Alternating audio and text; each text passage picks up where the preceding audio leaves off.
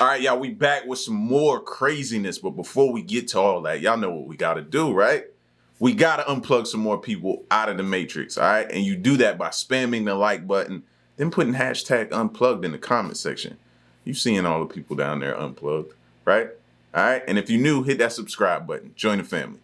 Let's get to it.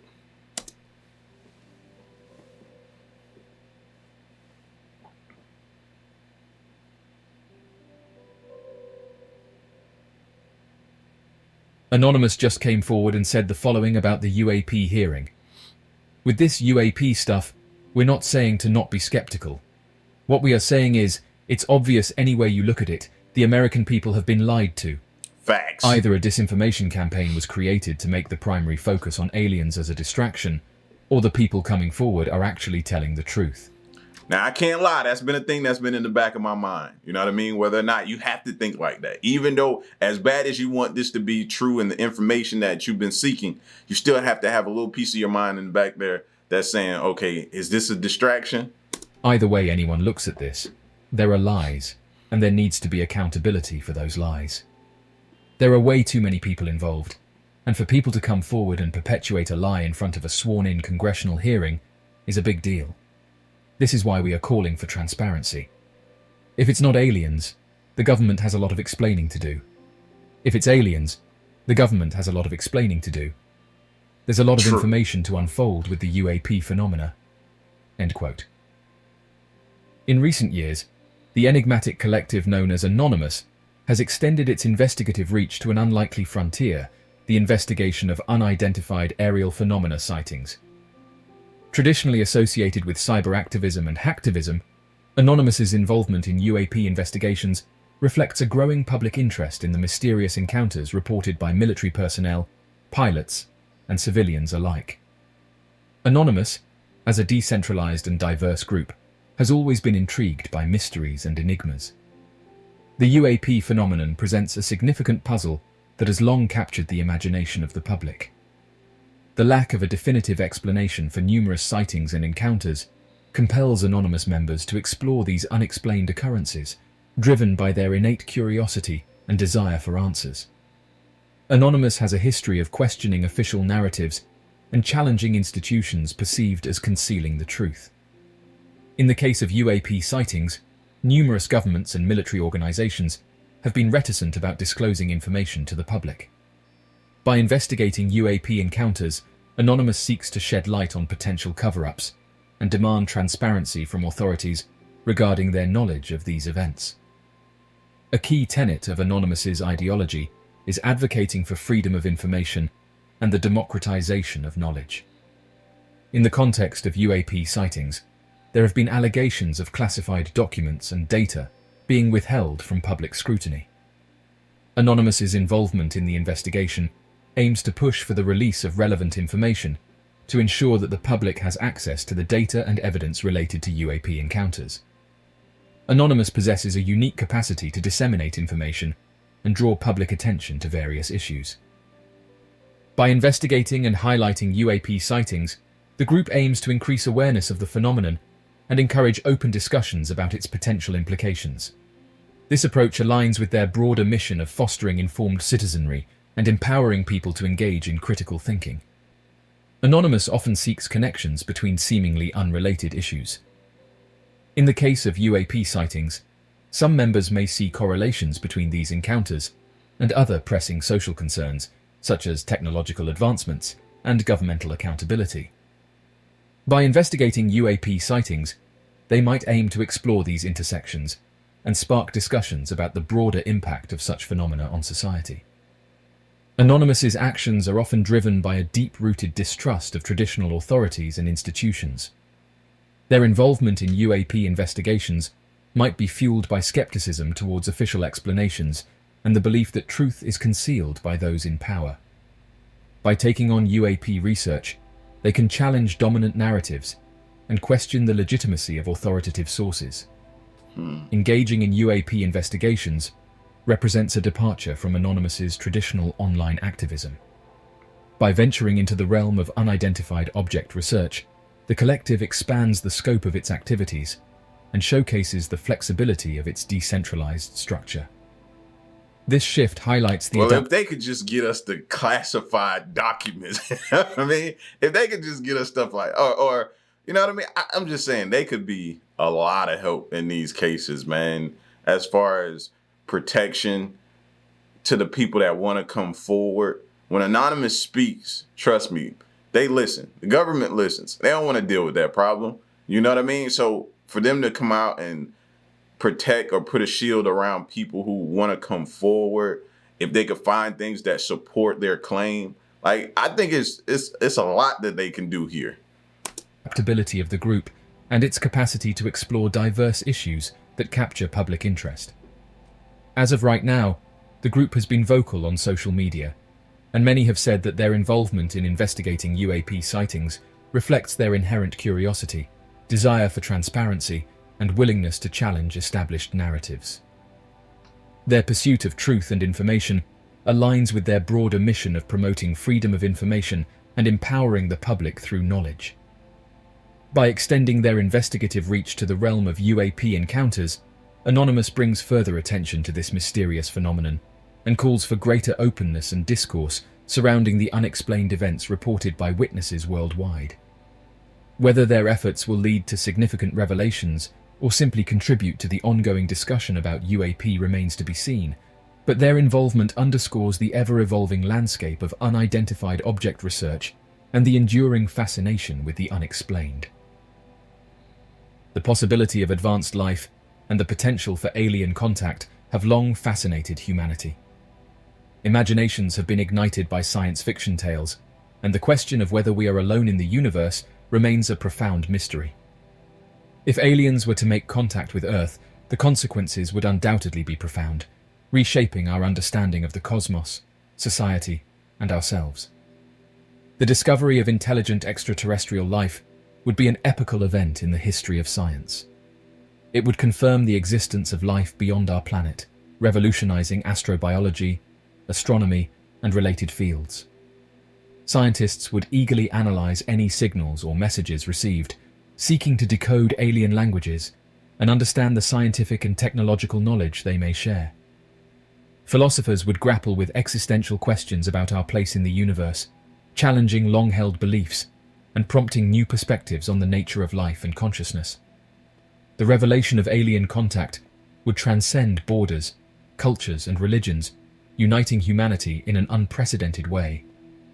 Facing a shared cosmic identity, many conflicts and divisions that currently plague our world could pale in significance. The unifying effect would not be without challenges, as some may struggle to reconcile their beliefs with the new reality. Nevertheless, the potential for global cooperation and collaboration could pave the way for a more peaceful and interconnected world. Contact with an advanced civilization would raise ethical questions about how to approach and communicate with them. Just as we would hope for respectful and peaceful interactions, we would need to be cautious about any potential threats posed by an advanced alien civilization. The scientific community and governments would likely establish protocols for responsible communication and consider the implications of sharing sensitive information about humanity and our planet. The technological impact of alien contact would be immense. Advanced alien civilizations might possess knowledge and technologies far beyond our own, inspiring accelerated research and innovation. Might. I think from all the reverse engineering talks about the spacecraft that we have in our possession, I think there's no might in that. They do have a technology that exceeds far beyond our capabilities. Yes, they do. The quest for faster-than-light travel, interstellar communication, and understanding the fabric of the universe would become paramount. Additionally, knowledge sharing between humans and extraterrestrial beings could propel our technology and scientific understanding forward by leaps and bounds. The prospect of alien contact has long been a subject of debate among religious communities. The revelation of intelligent life beyond Earth would likely prompt various theological interpretations and challenges. Some religious groups might perceive extraterrestrial beings as part of their belief system, while others might struggle to incorporate such an idea into their worldview. Religious leaders and scholars would face the task of navigating these complexities while addressing the moral and spiritual dimensions of the encounter. Alien contact could evoke a mix of emotions ranging from wonder and excitement to fear and anxiety. Human psychology would be profoundly affected as people grapple with the implications of interacting with a species from another planet. Governments and institutions would need to provide support and information to help the public cope with this extraordinary event. The confirmation of alien life would fuel an even greater enthusiasm for space exploration. Over the centuries, humanity has continually been captivated by the mystery of the cosmos. As our understanding of the universe expands, so do the theoretical possibilities for traversing its vast expanses. One such theory that holds immense potential for advanced interstellar travel involves the use of wormholes.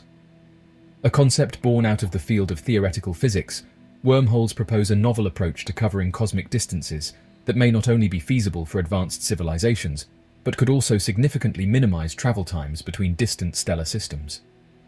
Wormholes, also known as Einstein-Rosen bridges, are hypothetical structures that connect two disparate points in spacetime. These entities emerged from the equations of general relativity posited by Albert Einstein and Nathan Rosen. They proposed that wormholes could serve as shortcuts through spacetime, allowing travelers to cover vast cosmic distances in a fraction of the time required by traditional means of space travel. To visualize, Better hope that is a wormhole you try to go in and not a black hole. That would suck for you, bro. this, one can imagine folding a piece of paper so that 2 points touch, symbolizing a direct connection that defies the conventional linearity of space. Despite the captivating potential of wormholes, their utilization for space travel is laden with challenges. Firstly, the existence of wormholes has not been empirically proven. While the equations of general relativity allow for their theoretical existence, we lack concrete scientific evidence to support their physical presence in the universe. Secondly, stability poses a significant problem. It's theorized that wormholes may be prone to rapid collapse, which could potentially destroy anything passing through them. However, physicists have proposed that exotic matter with negative energy density could be used to stabilize wormholes. Assuming these obstacles are surmountable, an advanced civilization could potentially construct and utilize wormholes for interstellar travel. The civilization would need a profound understanding of physics, particularly the laws governing spacetime and exotic matter, to engineer and stabilize wormholes. They might also require advanced technology for navigating and ensuring safe passage through these spacetime shortcuts. The impact of successful wormhole-based space travel would be profound. It would revolutionize the concept of distance, turning remote galaxies into attainable destinations. The ability to traverse vast distances instantaneously would facilitate exploration and potential colonization efforts on a truly cosmic scale, broadening our horizons beyond anything previously imaginable.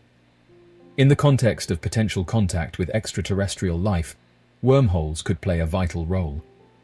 It's been speculated that civilizations advanced enough to create and use wormholes may already exist within our universe. If this were the case, such civilizations could have already explored large portions of the universe, or even established expansive intergalactic empires. The use of wormholes for space travel also opens up philosophical and existential debates. It challenges our perception of time and causality, leading to paradoxical scenarios such as time travel. If wormholes can connect not only different points in space, but also different moments in time, they could enable trips to both the distant past and the far future. That's what I was thinking. I was like, man, what if you could that? What if that answers your question as far as time travel? A wormhole that could lead you back in time. Not saying I want to do that, because I always believe in you going back in time, you got a potential to mess up something happening in the future. So although I'm fascinated by it, I never want to do it because I don't want to alternate anything, any ending, anything happening in the future. You know what I mean? But I have often thought about that, if that could possibly be the thing that takes us back into time, creating a complex web of causal relations and raising profound philosophical questions about the nature of reality. Theories involving space-time manipulation, exotic propulsion systems, and energy-efficient travel methods propose a variety of mechanisms by which such interstellar journeys may be made feasible. One promising theory for high-speed space travel is the concept of warp drives. Theoretical physicist Miguel Alcubierre postulated a mechanism where a spacecraft could contract space-time in front of it and expand space-time behind it. This warp bubble would enable the craft to traverse cosmic distances at an effective speed surpassing light, without violating the principles of Einstein's theory of relativity. An advanced civilization could harness the energy requirements of an Alcubierre drive to expedite interstellar travel. Moreover, the idea of using starships propelled by matter-antimatter reactions presents a practical approach for long-distance space travel. Matter-antimatter propulsion promises a higher energy yield compared to conventional rocketry, considering that an antimatter particle reacting with a matter particle converts almost entirely into energy, as stipulated by Einstein's mass-energy equivalence principle. With the necessary technological advancements to control antimatter, an advanced civilization could embark on extended interstellar journeys. Beyond these relatively faster means of travel, generation ships, self-sustaining spacecraft designed to support multiple generations of inhabitants, provide another method for interstellar travel. Former government scientist has alleged that the U.S. military is flying recovered UFOs at a secret base in the Nevada desert. The allegations about the secret facility near the Groom Mountains first surfaced on Eyewitness News last Friday. Scientist Bob Lazar says there are at least 9 of the flying saucers being tested and that they were not built on Earth. George Knapp has more in the continuation of our series on UFOs. Yeah, it's obvious it came from somewhere else other than Earth. Scientist Bob Lazar is convinced that the technology he saw being tested at a secret base in the Nevada desert is of alien origin, and for Lazar, the proof is at least partially in the furniture. One of the 9 flying discs he says he saw at the base, which was designated S4, looks exactly like this UFO photographed in Europe. Lazar called it the sport model. I gave everything simple names. There's the top hat one, and the Jello mold, and the sport model operated without any hitches at all. I mean, it looked new. If I know what a new flying saucer looks like.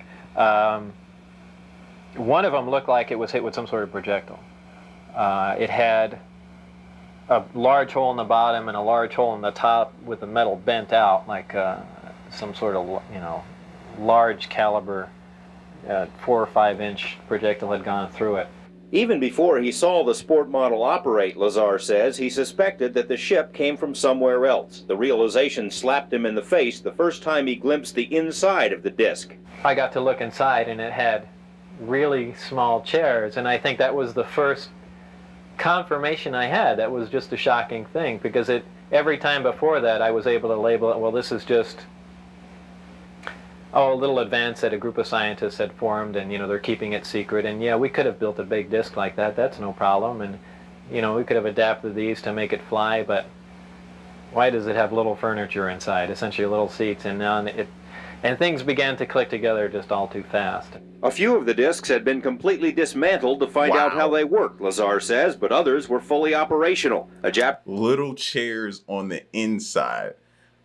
How would y'all have responded seeing that? I'd have been shocked and in awe too. You know what I mean? And imagine you having to bottle that up and not be able to tell anybody and not be able to, you know what I mean, let others know what could be potentially happening. This was back then. Japanese TV network created this animated version of Lazar's story after his first interview with us aired in May. Lazar says the dramatization is similar to a test flight he witnessed. The bottom of it glowed blue and began to hiss like high voltage does on a round sphere. It's my impression that the reason that they're round and have no sharp edges is to contain the high voltage. Like if you've seen on high voltage systems, insulators, things are round, or else you get a corona discharge. In either case, it began to hiss. It's in high voltage, and it lifted off the ground quietly. Except with that little hiss in the background, and then that stopped as soon as it reached about 20-30 feet. Lazar says the test of the sport model was a short one, that it made only a few moves before setting back down. He didn't see who was actually flying the craft, but was very impressed nonetheless. Well, there's no action-reaction system to it. There's no, like in a jet engine, exhaust gas being thrown out, no propeller, no noise. It's just for all intents and purposes, magic. To Lazar's knowledge, the flying discs are not being used for, say, any flights to Jupiter. He says excessive caution and intense secrecy contributed to the plodding pace of the program and were a main source of his disenchantment. It's just unfair, outright, not to put it in the hands of the overall scientific community. There are people that are much more capable of dealing with this information, and by this time would have gotten a lot further along than this select group, select small group of people working out in the middle of the desert. They don't even have the facilities really to completely analyze what they're dealing with. Well, he was being quiet, and if he kept me abreast of anything, he kept me... So to me, if something happens and goes wrong, our government is to blame, because they've had this information. They've had the craft, the spacecraft, the spaceship, whatever you want to call it, UAPs. They've had them in their possessions, allegedly, for I don't know how long. This video here looks to be dated several decades old. So if y'all had this stuff and only selected a small group of scientists to study it and try to reverse engineer it, then y'all did a disservice to the public, to the people. A huge disservice. Abreast of the security checks. They'd randomly drop by his house. They threatened his wife.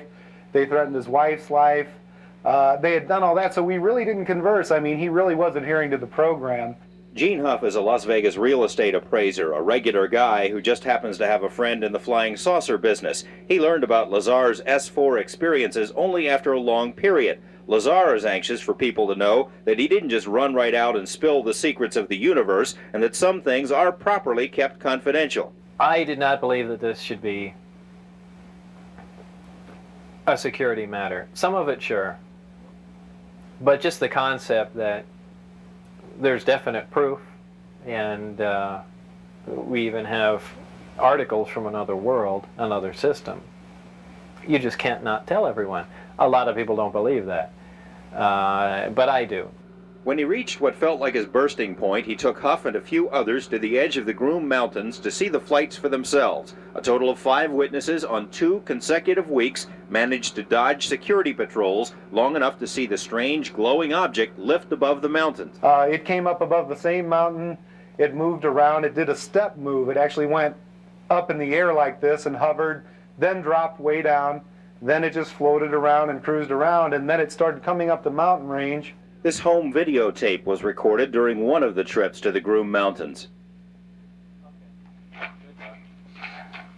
No, what, did you see that move it did? No, I didn't. It went like it went boom, boom. Wow, look how bright it's getting. Look at it now.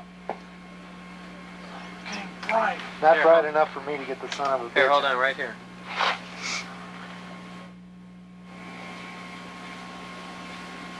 Are you there? No.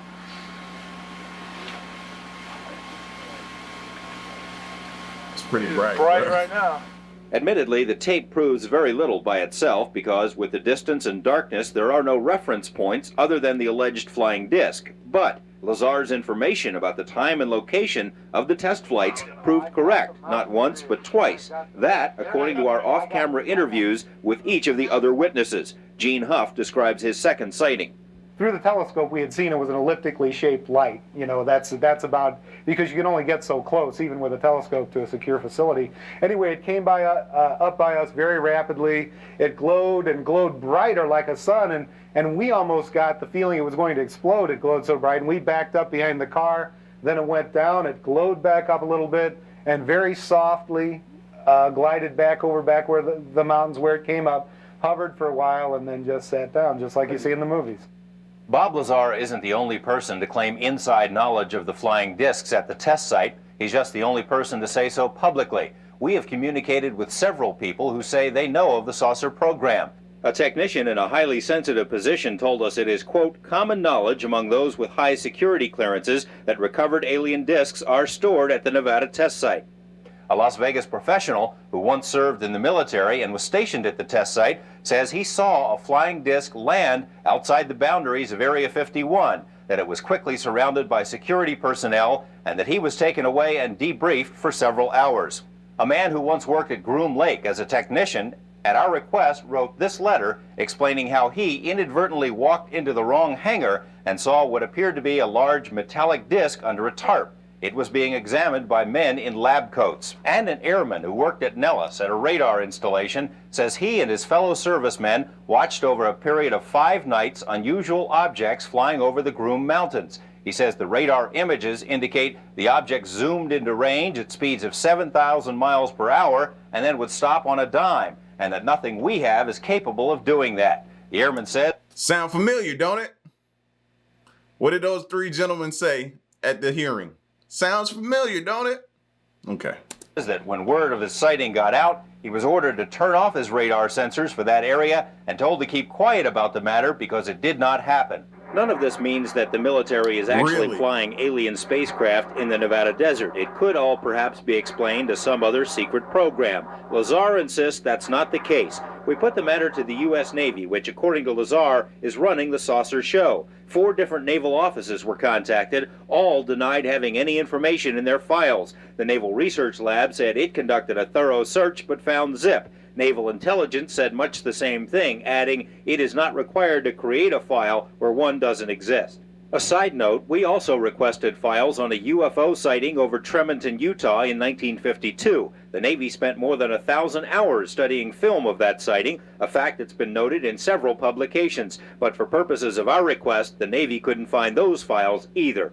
The group that runs this project, whether it really is the Navy or they just say that, apparently these people have executive power. They don't report to anyone.